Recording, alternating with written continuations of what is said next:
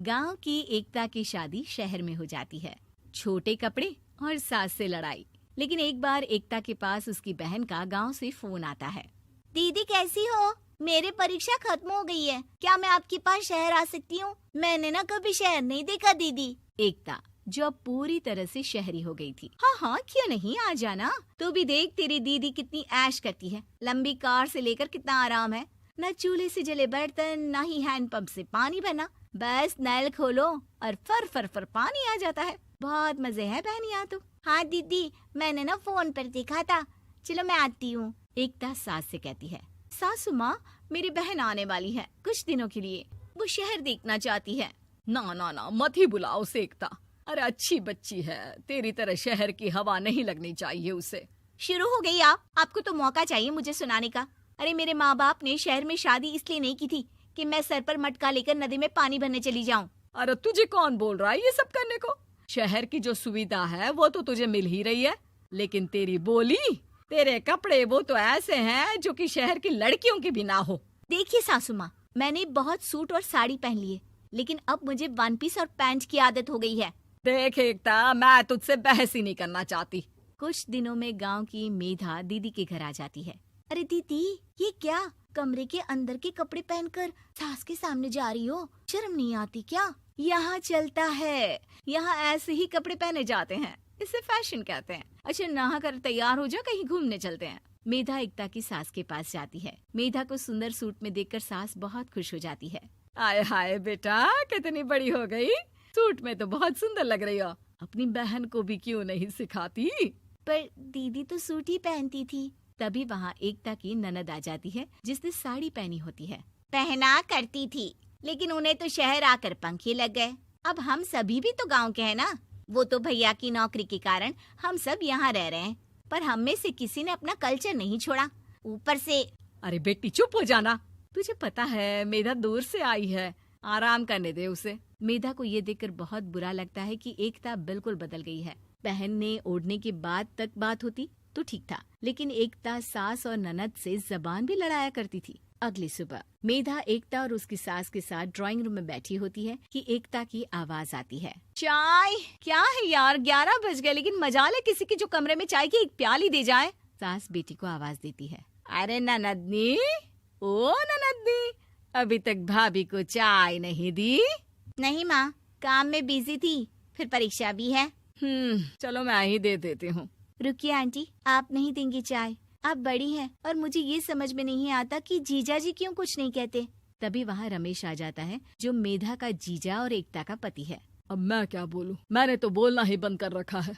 क्या करे, या तो रोज घर में लड़ाई झगड़ा करे या शांति से उसे एक कप चाय दे दे। ये क्या बात होती है? गाँव में जब आप लोग दीदी को देखने आए थे तो यही बोलकर शादी तय की थी कि गाँव की लड़की है, नौकरी चाकरी नहीं करवानी, बस माँ की सेवा करे। हाँ मेधा, माँ सारा दिन काम करती थी और मेरी बहन भी छोटी थी, उसकी पढ़ाई लिखाई। सोचा था भाभी आ जाएगी तो उसे कुछ काम नहीं करना पड़ेगा, लेकिन यहाँ तो उल्टा ही हो गया। मेधा समझ जाती है कि माजरा क्या है। जो बहन गांव में दुपट्टे को 2 सेफ्टी पिन से बांध कर रखती थी, वो अचानक वन पीस में। मेधा ठान लेती है कि वो अपनी दीदी को सबक सिखा कर रहेगी। देखिए, गलती तो आप लोगों की ही है। वो कहते हैं ना, आजादी हर किसी को नहीं पचती।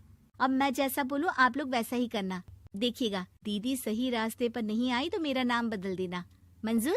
मंजूर साली साहिबा, तैयार हूँ मैं भी। अब इस छोटे से नाटक से मेरा घर संवर जाए तो मुझे क्या दिक्कत है। बस फिर क्या, शुरू हो जाता है नाटक मेधा को घर की बहू मानने का। ननद मेधा से एकता के सामने कहती है, अरे भाभी, आप पर ये रंग कितना जच रहा है। और पता है, आपने जो मेरे लिए खाना बनाया था वो लाजवाब था। मेरे कॉलेज में सब आपकी तारीफ कर रहे थे कि तेरी भाभी तो परफेक्ट है। ओए हेलो, हाँ हेलो। ननद रानी, भाभी वो नहीं, मैं हूँ, मैं। ननद कुछ नहीं कहती, वहाँ से चली जाती है। अरे मेधा, ये लोग तुझे भाभी भाभी क्यों बोल रहे हैं? अरे मेधा बहू, ये ले कंगन, सोने के मेरी सास ने दिए थे। मैंने सोचा था मुंह दिखाई में दे दूंगी, लेकिन पता नहीं कब तक जिंदा रहूं।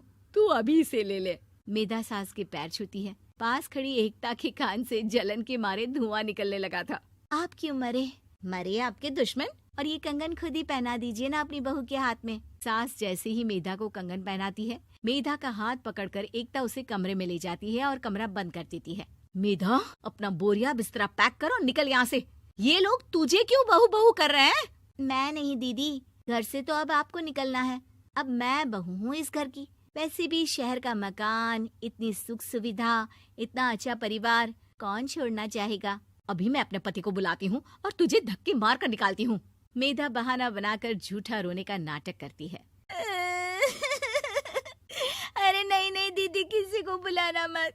मैं वापस उस जिंदगी में नहीं जाना चाहती। मच्छर काटता कमरा, गर्मी में सोना, दूर से पानी भर कर लाना और बर्तन धोते धोते हाथ खड़े कर देना।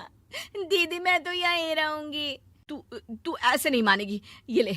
वो पति को फोन करके बुलाती है। देखिए, इस मेधा की बच्ची को अभी बाहर निकालो। ये इस घर की बहू बनना चाहती है। माँ, अरे ओ माँ, ये एकता क्या बोल रही है? तभी कमरे में माँ भी आ जाती है। हाँ बेटा, ये सही बोल रही है। हम लोगों को मेधा पसंद है क्योंकि वो सबसे मधुर तरीके से बात करती है। हम लोगों को इंसान समझती है, ना कि एकता की तरह नौकरानी। उसका पहनावा ओढ़ावा भी तो देखो, ऐसा लगता है कि घर में बहू है। बेटा, मुझे तो यही पसंद है और मेधा भी मान गई है। नहीं नहीं, ऐसा मत करो। मैं फिर से उस गांव में नहीं जाऊंगी। मैं तो यहीं रहूंगी। मुझे माफ कर दो। मैं कोई गलती नहीं करूंगी आगे से। माँ जी। ठीक है, देख लेते हैं। नहीं तो फिर ये तो है ही बहू की बहन।